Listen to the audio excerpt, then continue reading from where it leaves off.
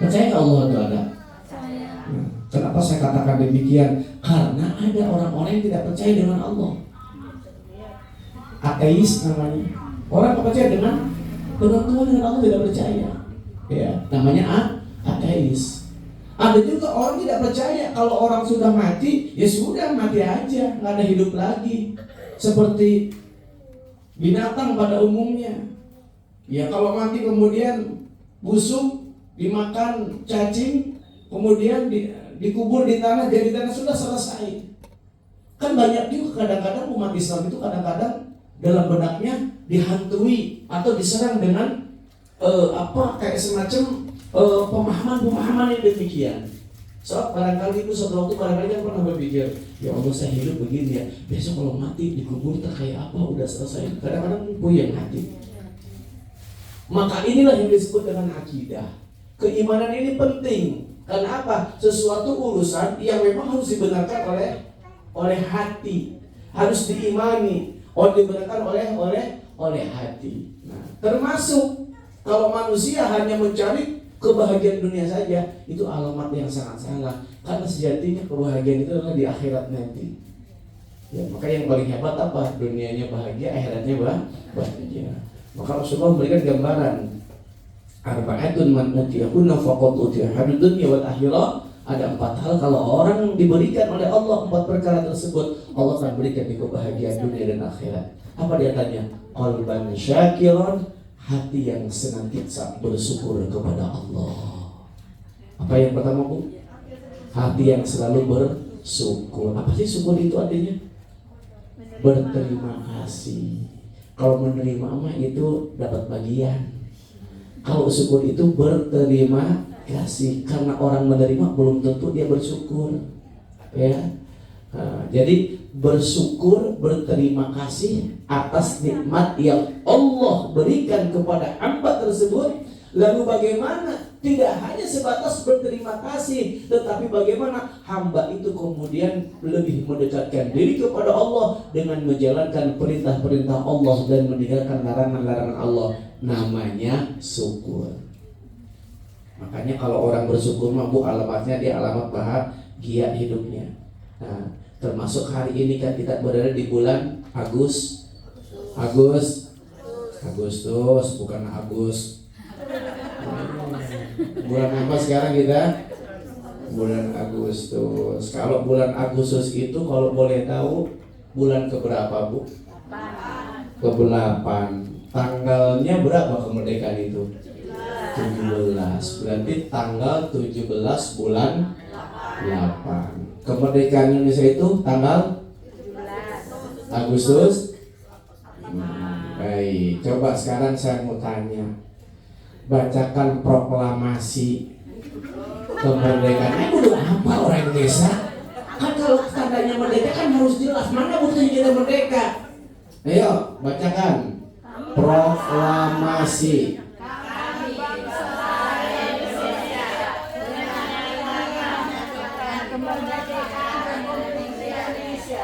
Ini diragukan. Barang lagi.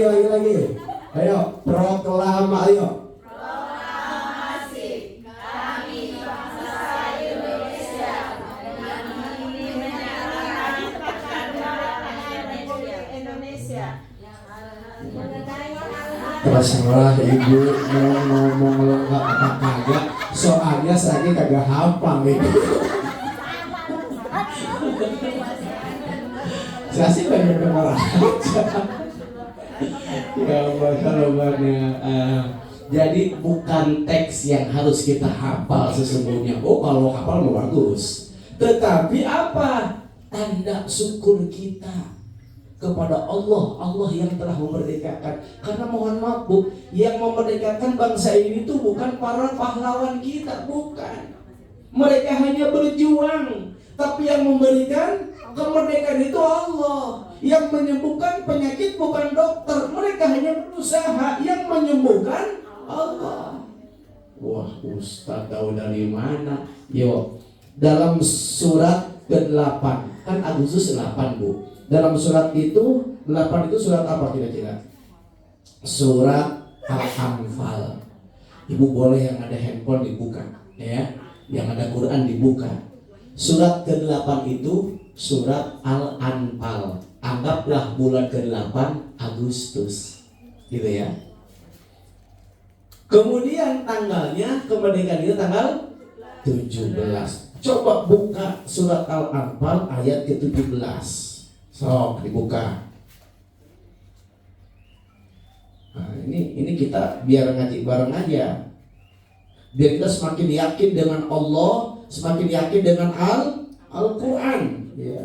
Al-Quran itu kalamullah. Karena bukan apa-apa, Bu. Ada orang yang kadang-kadang ngomongannya miring. Kayak Panji Gumilang PA itu. Yang mengatakan bahwa Al-Quran itu bukan firman Allah, tapi ucapan Nabi Muhammad dari Allah. Nah ini makanya ayo kita belajar. Ya. Lihat 18 17. Ada Bu? Al-Anfal ayat 17. Ikuti saya. A'udzubillahi minasyaitonirrajim. Bismillahirrahmanirrahim.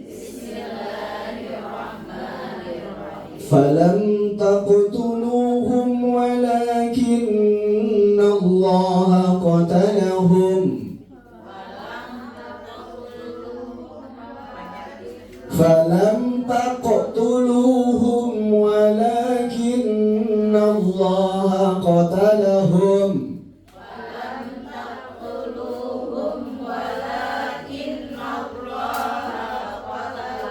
وَمَا رَمَيْتَ إِذْ رَمَيْتَ وَلَكِنَّ اللَّهَ رَمَى.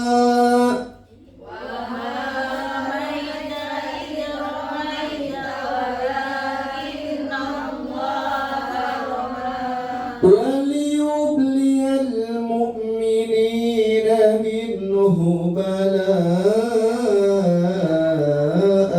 حسنا.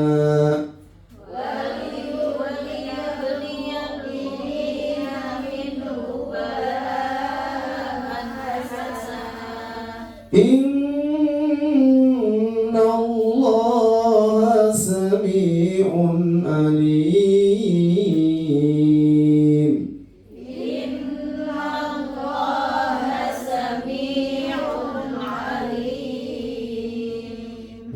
Lihat tuh ayatnya 17 surat ke-8. Coba dibaca artinya.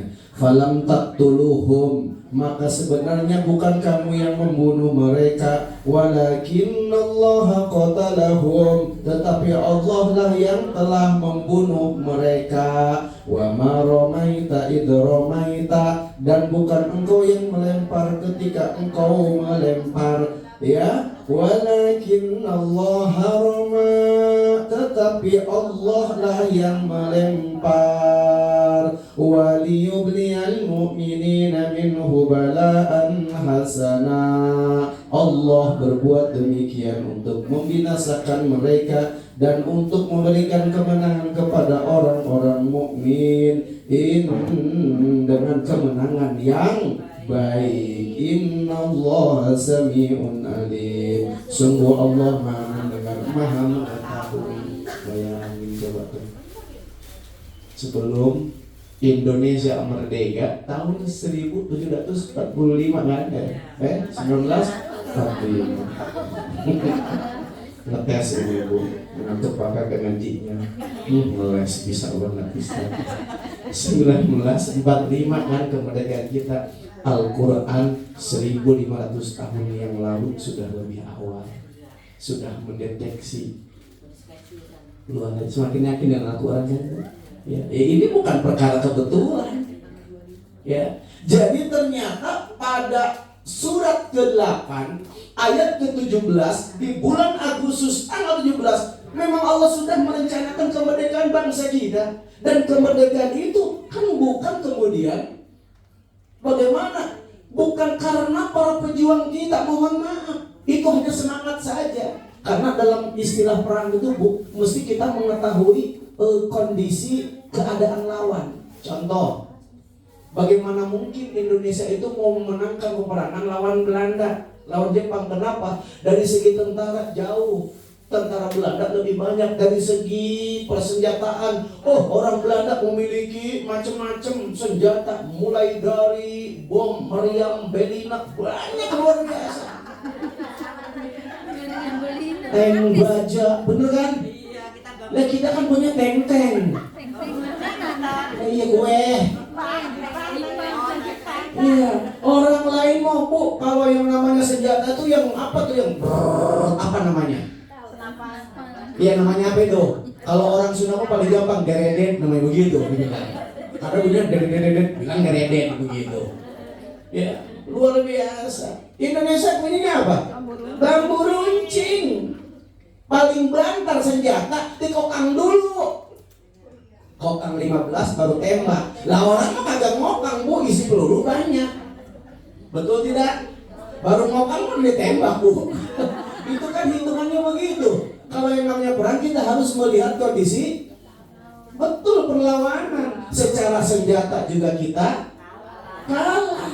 Ya, dari kemudian bagaimana perlengkapan mereka mau makan luar biasa. Kan makan luar biasa kan jadi semangat. Iya betul. Betul tidak? Mati. Ini semangat. Cek.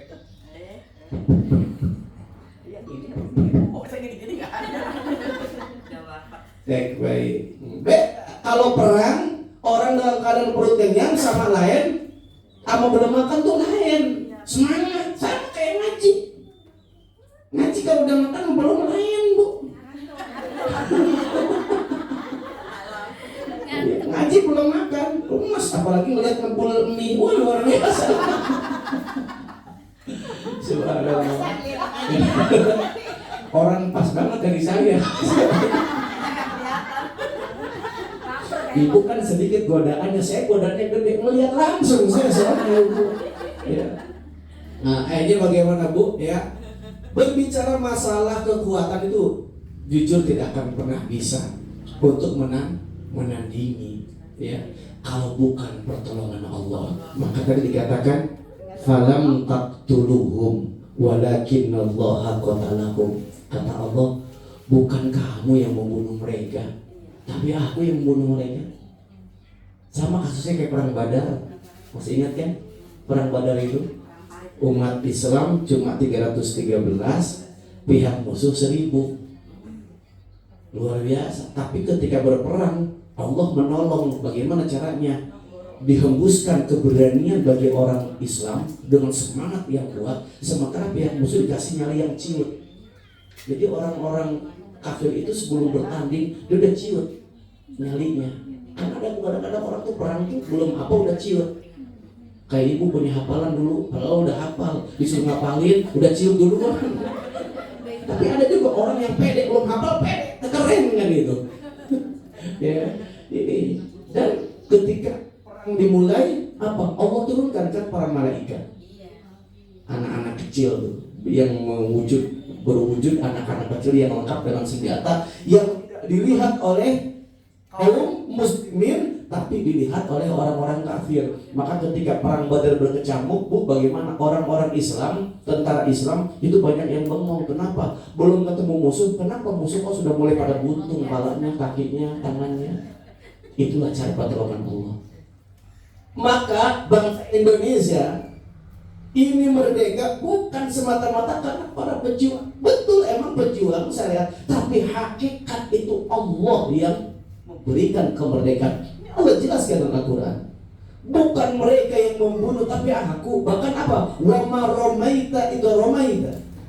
Bukan mereka juga yang melempar musuh ketika musuh terlempar. Walakin Allah harama, tapi Allah lah, akulah kata Allah yang melempar musuh itu. Coba lihat Bu, di beberapa, saya sering tuh suka buka di YouTube di mana, di Palestina, subhanallah Bu ya, ada yang namanya orang-orang Israel, dia melempar bom granat, tapi tidak mudah. Tapi kenapa dari orang Palestina batu dilempar tuh bisa kemudian meledak tuh batu Bu. Kalau di sini ada batu meledak sebeli itu Bu. Ini kan cara pertolongan Allah Subhanahu wa ta'ala. Ya, sama tuh dagangan.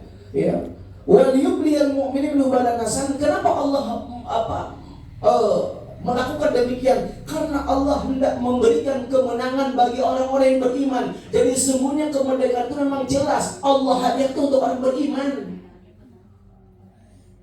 Ya, yang lain itu dapat kebagiannya. Tujuan memberikan kemenangan itu Allah bagi siapa? Orang yang beriman. Toh pada akhirnya juga kalau kita baca sejarah, yang paling banyak memperjuangkan kemerdekaan ini rata-rata mereka dari para ulama, para kiai. Coba lihat, ya, luar biasa.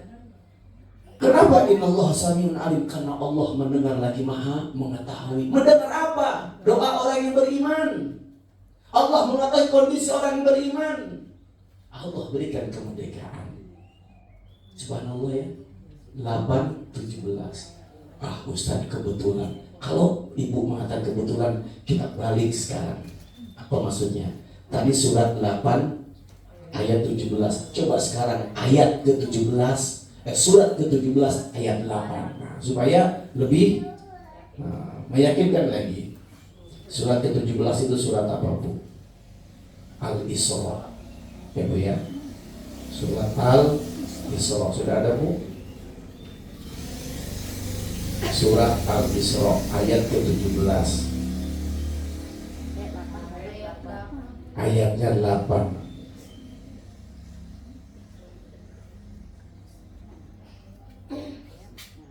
Ada ya? Suratnya 17. Itu kan berarti tanggal 17. Ayatnya 8 bulan Agustus. Apa kata Allah? A'udzubillahi minasyaitonir rajim. Asa rabbukum ayyarhamakum wa in 'udtum udna wa ja'alna jahannama lil kafirin hasira. Mudah-mudahan Tuhan kamu melimpahkan rahmat kepada kamu. Yang dimaksud itu kemerdekaan setelah merdeka.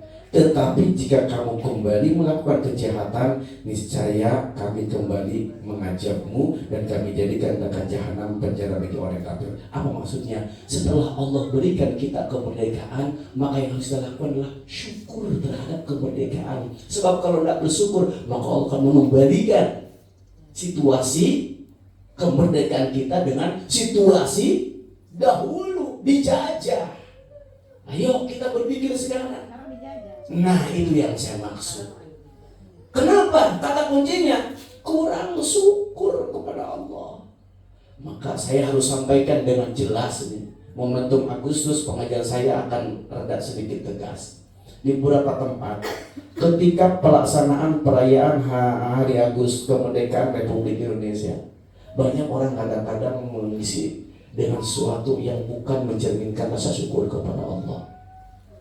Contoh, beberapa tempat momentum kemerdekaan RI diisi dengan panggung-panggung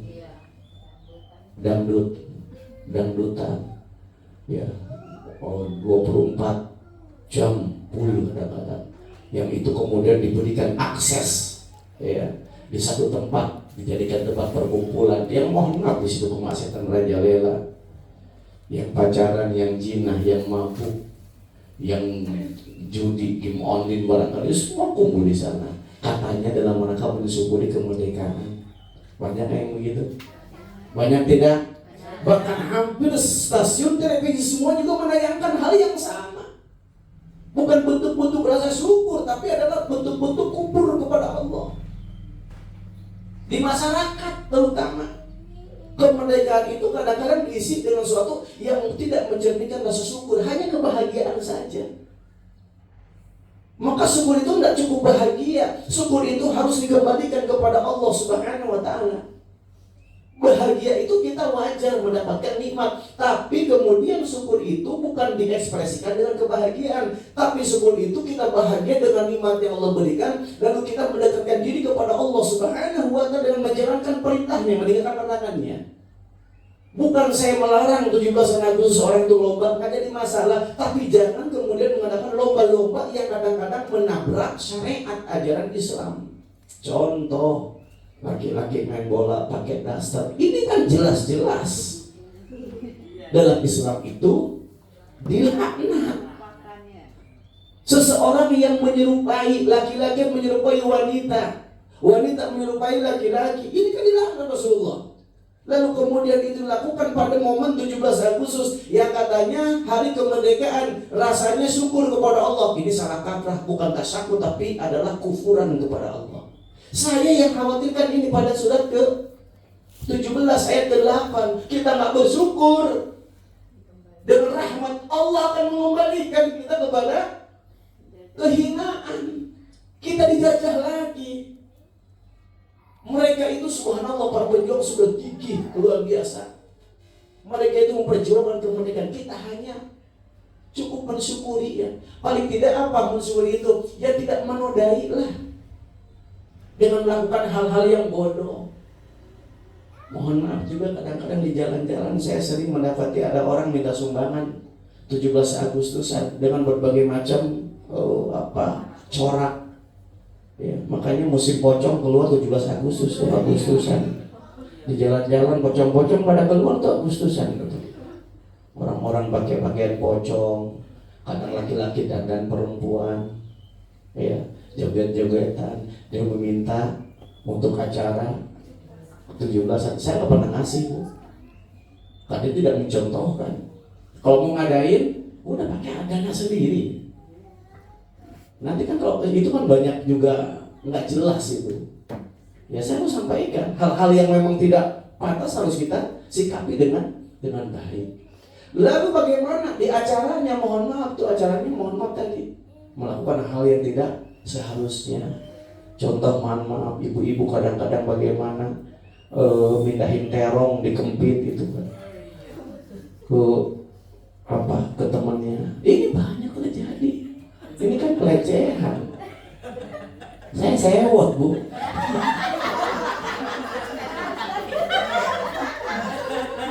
Ibu bisa bahagia. Betapa hancur perasaan laki-laki ibu. So, banyak yang begitu. Perempuan di belakang ditaruhin balonnya diikat di belakang, ditundul sampai meletus. Mohon maaf, ini bukan bagian bentuk syukur. Kalau mau hiburan boleh, tapi jangan yang menabrak syariat. Khawatir Allah mengembalikan kepada kehinaan. Kalau mau yang sebatas aku bahagia mah gampang. Ibu-ibu suruh lomba balap karung, bisa balap karung, kasih helm tapi duduk. Iya pernah di sini. Ya udah, itu kan bahagia tapi tidak menabrak hukum syariat Islam.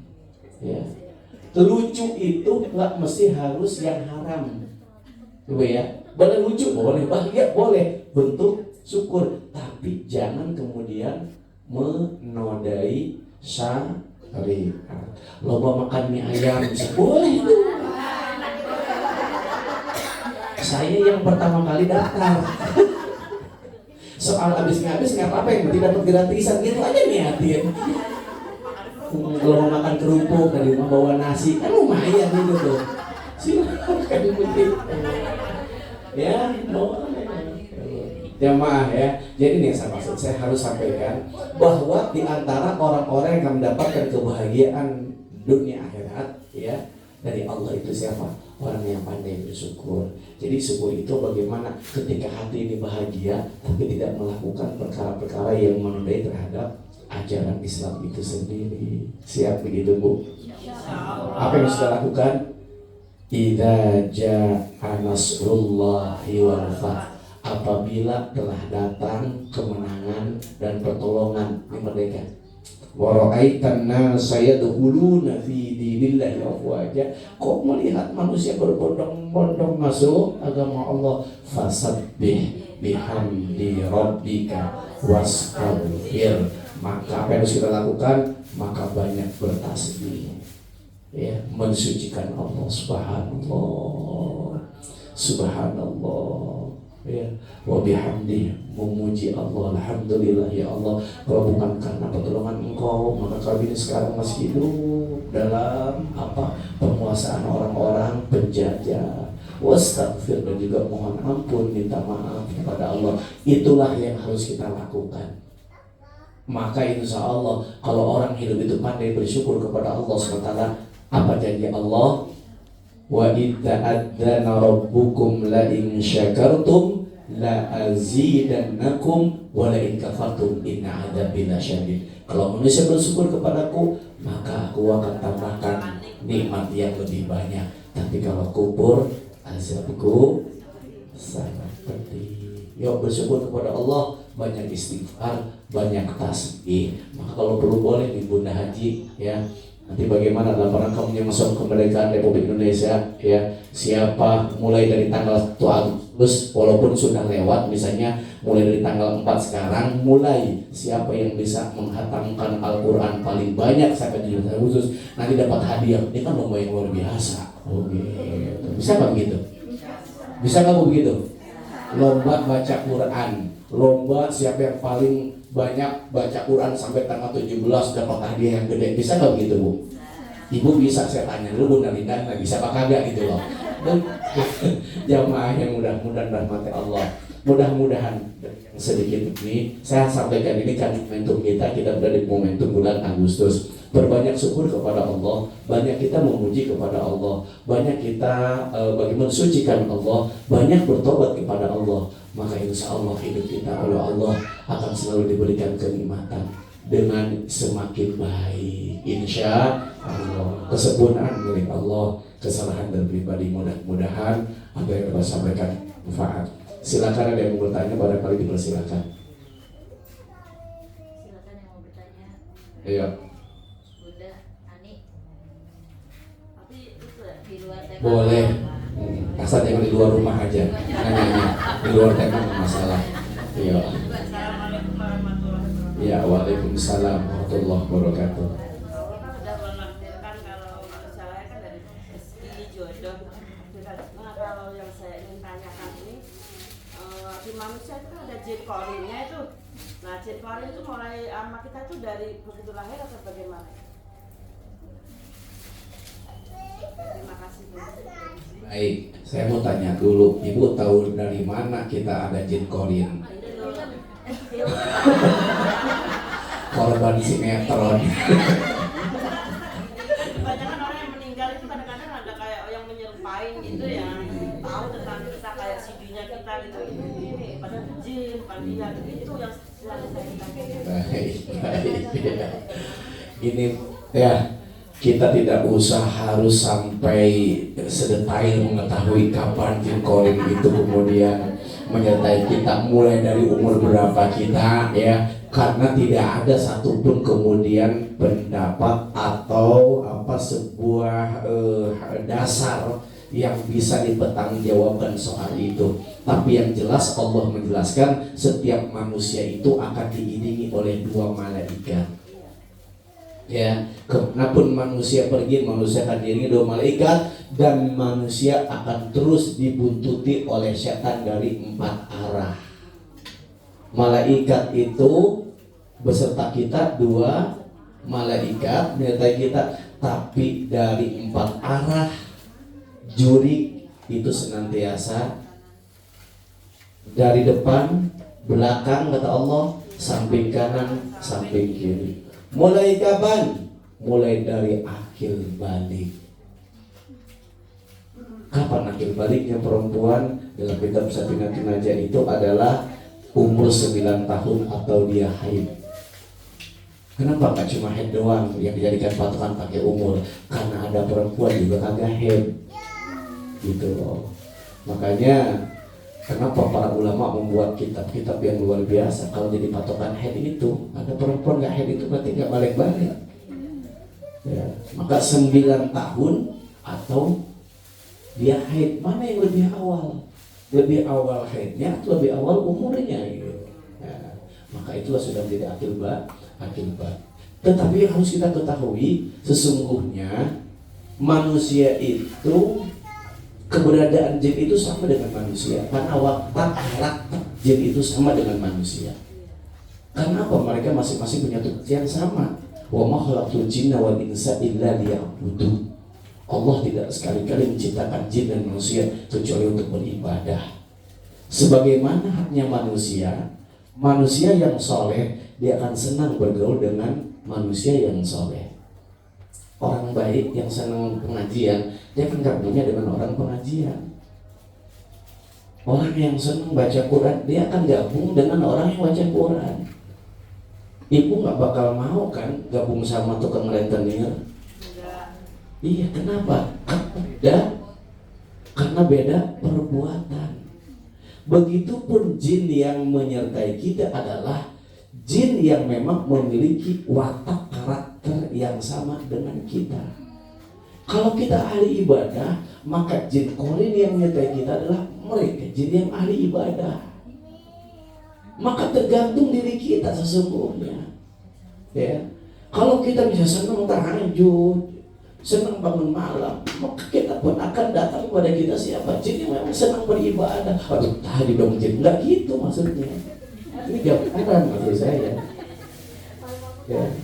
Jadi apa? Orang yang soleh, orang yang senang beribadah, maka jin yang menyertai kita adalah jin yang soleh. Sebaliknya kalau kita senang minuman keras, kita mabuk, kita judi, kita zina, kita memiliki perangai yang buruk, maka yang menyertai kita pun adalah jin-jin yang jahat.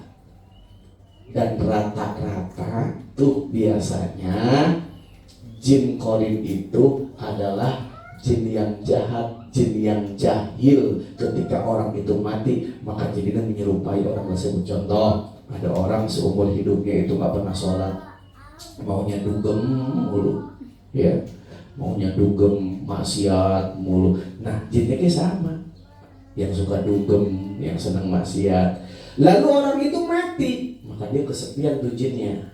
Maka bagaimana? Karena ini orang hidupnya jahil, karakternya juga jahil, maka bagaimana? Dia berubah wujud diri menjadi si perempuan yang sudah mati, sehingga orang menyangka, oh si fulan itu hidup lagi. Inilah kurang paham dengan pengajian.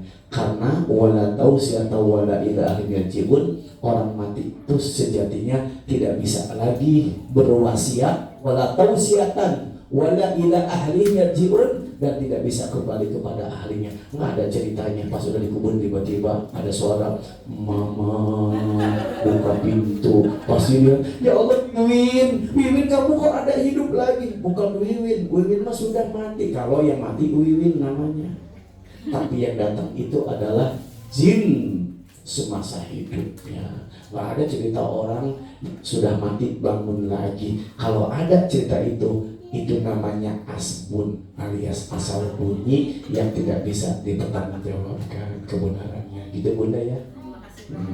Maka insya Allah kalau saya lihat dari wajah ibu, ini jin besti kita adalah jin-jin yang soleh. Amin ya robbal. Makanya kita jangan takut sama jin, gak ada kerjaan. Takut sama jin, PD. Yang ada jin takut sama kita, barangkali begitu ya. Baik. Silakan, ada lagi pertanyaan?